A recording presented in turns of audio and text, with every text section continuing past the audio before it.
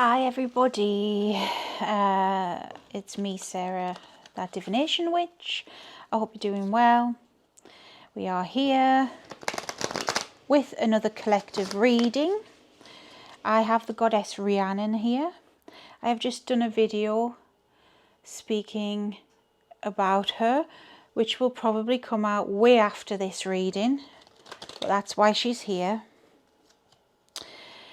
Rhiannon, if you don't know, is a Welsh goddess. She is a goddess that is normally depicted with a horse, though she has other symbols too, like birds.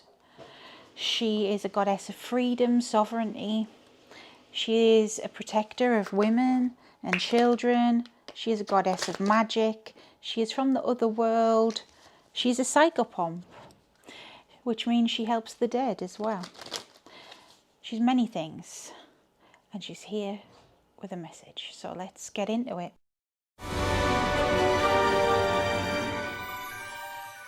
Now, if you're new here, welcome. If you're not new, welcome back.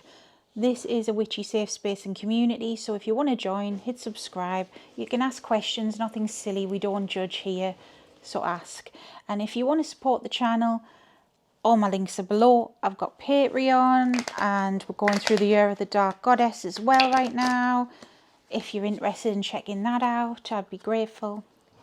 Thank you. Right, I'm just trying to connect with her. I wanted to show you the lid of the box. We're using this. This is the Ethereal Visions Lunar Edition. Rhiannon is linked with the moon, so it kind of felt right. Plus, I like the Ethereal Visions Tarot. I've got both of them. Hard to shuffle today, so bear with me. Don't know why, don't know what's up. Okay. Rhiannon. Okay, she straight away chucked a card out. The Well.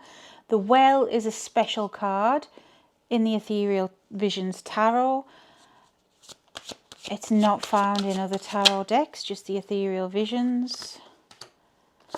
But I'm just seeing what else you want to say. Heavy.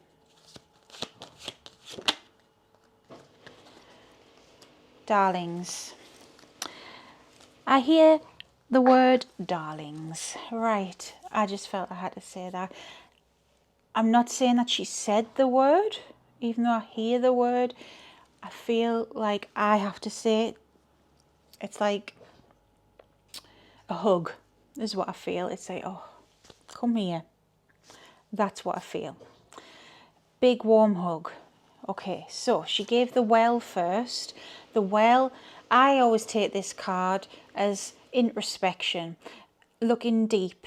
It's not always a bad thing to do so, but to take a moment, reflect, take stock, just bloody breathe. That's the way I take the Well. She next gave the Tower, and the Tower is about disaster, it is about catastrophe, it is about endings. The Tower, it's not the nicest card, but we can make the best of it, okay? Because when things feel like a disaster, when things feel like they're coming to an end, the world's blooming topsy-turvy, sometimes we can make more sense of things. And that's what she is saying here, that we need to make the best of this, okay? So take a moment. Things might not be easy right now, but we need to make the best of this with Knight of Pentacles. The Knights take action, and the Knight of Pentacles is earthly things, the things that we can control. So we can make the best out of this situation. We can take control again. All right, yeah, things might have turned upside down for a bit, but we got this. Because she's warning us of this.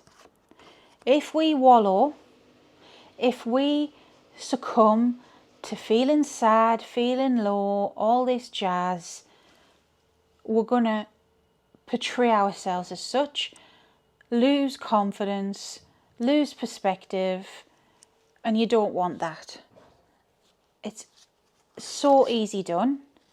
So being that she's a goddess, a goddess of sovereignty, trying to say all the words at once here, goddess, it would make sense for her to say that we don't want to lose our sovereignty here. What is wallowing going to do? Yes, feel your feelings, but don't sit in them forever. Life is not about sitting in stagnant, rotten, energy. I'm deciding to picking a card a bit differently here. Just picking them out at random. I feel called to do it. And this is why. Yeah, life is not about sitting in the stagnant energy. It's about this, for the most part. 8 of Wands. And it's funny that it's a horse on this, yeah. 8 of Wands isn't normally like this, but in this deck it is. 8 of Wands is swift action. Wands is our passion, dreams, hopes, desires. It is the things we long for. Swift action towards this. King of Pentacles and 4 of Pentacles. So again with the earthly desires, again with the things that we can control. We need to take ownership of ourselves. We need to take ownership of our actions and our lives. Stop being a victim. Stop blaming other people. Okay, the world isn't the best right now. A lot of people are struggling, no matter where you live. It's like this in the UK as well. I know it's like this across the US and other countries too. I feel it as well, as a collective. I've described it in the past as a doom cloud because that's what it feels like energetically. It's a bit negative, to put it lightly. We can either just succumb to that negative shit, or we can say enough's enough and fight for ourselves. And that's what Rhiannon is telling you all. Do you just sit and wallow? No. You do something about it. Now, when we say do something about it, it isn't always easy. And she's getting me to say this. Everybody's circumstance is different. Some people are born into situations out of their control and have to deal with things out of their control. You know, some things are very dark, and it's not just dark things, but you know, you might be from a poor background. You might have been in a family that had 10 kids and you were one of 10 and you never had much, and you know, some people are just born in that situation. They can't help it, okay? Other people, as the saying goes, maybe born with a silver spoon in their mouth, you know, to a rich family, trust fund, this kind of thing. Lucky them, right? It's not always about that. It's not always about the money, but it's still the things you can control. Somebody could be one kid of 10, but they've got a solid family and their family is there for them no matter what. They've got friends, they are happy, they've got a support network. That's what they can control. They could have gone another way with it and felt like a victim, felt left out, poor, looking at other people and thinking, I've got nothing, jealousy, the negative aspects. But no, they don't. They are happy with what they've got, who they're with, etc. And know that they've got that support network to rely on. They may not have £1 million, but they've got 1 million hugs if they want that. Whereas the trust fund guy or girl or whatever might have all the money in the world, might have all the designer luxuries, everything handed to them on a plate. But they could be very lonely, very sad, and very bitter. They might be in a world of corruption. You do find, generally speaking, that can happen where there's a lot of money, you know. So it does depend on how you view it, your perspective. So what she is saying is, you can either wallow no matter what life you're in, or do something about it. If you're the rich person who's lonely and all this stuff, well, there's rich people out there who are actually really humble and actually do help people and actually set up charities and things like this, support others in need. You could do something like that, you know what I mean? I'm just getting a drink. That is what she's saying, it's the perspective. So you can either be miserable or do something about it. And that's something Hecate has taught me over the years as well. You can always control it, and I'm tapping my head because it's what's in there. And at the bottom of the deck was Judgment too. So let me explain this first because I'm getting carried away. I want to tell you everything all at once. Controlling what's in there is, even if you are in a situation that is less than ideal, what happens in your mind is yours and yours alone. And that is hard, I know. Especially, you know, if you're in a tough situation where someone's trying to hurt you or control you or something really bad like that. That's extenuating circumstances though. But still, it's hard to remain positive. It's hard to have a good thought in your mind in some situations. But you can still control how you react. And even if you do feel a bit sad, this is where other things come in, coping mechanisms, you know. You can always control an element of it.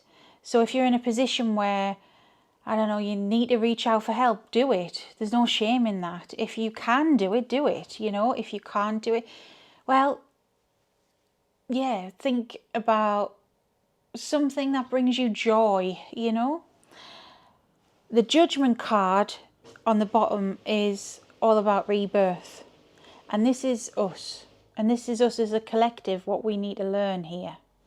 There's too many of us sniping at each other. There's too many of us moaning, I've got nothing, I never had opportunities. I've been watching a lot of videos on UK YouTube. There's these couple of guys that go around Manchester especially, and they talk with different people who are just there for the day or whatever, homeless people as well, and a lot of the homeless characters, let's say, are regulars. It's dark, it's sad, but I've been drawn to watch it. It's not always sad though, it's the perspective. Some of these people are so humble and lovely, and some of them, like, it's just the bad end of the stick that they had in life, but they're making the most of a bad situation where help is being offered, they're taking it. I believe one of the YouTubers actually was an ex-addict and used to be homeless and been in prison and things, but now he's turned his life around. But then there's others who are not so nice, causing trouble, stuff like this, acting out.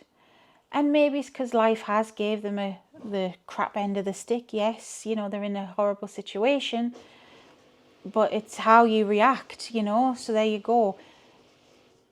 Two different perspectives from the same horrible position that they're both in, you know. That's the message really. It's up to us how we choose to live our lives. So even if you are penniless and homeless, you can make the best of a bad situation. Be friendly to those around you, be kind to those around you, or you can be a dick. It's really up to you. But what you put out there, it is what you get back ultimately. So if you were being a dick and you needed some help, well, no one's going to want to help you, are they? If you can't help yourself first. And that's the message from Rhiannon, and that makes a lot of sense given who she is, goddess of sovereignty. That's what she's telling us as a collective. If you can't look after you, if you can't take ownership of you, don't expect someone else to. It's your life. Own it. Okay, I hope the message helped. If you liked it, you know what to do. Hit subscribe. I've got other readings on the channel. I do post readings from time to time. It's more frequent right now. But hey ho, if you want to learn more about paganism, all that jazz, it's all on the channel. Go check it out. Until next time, stay safe, stay witchy. Bye bye.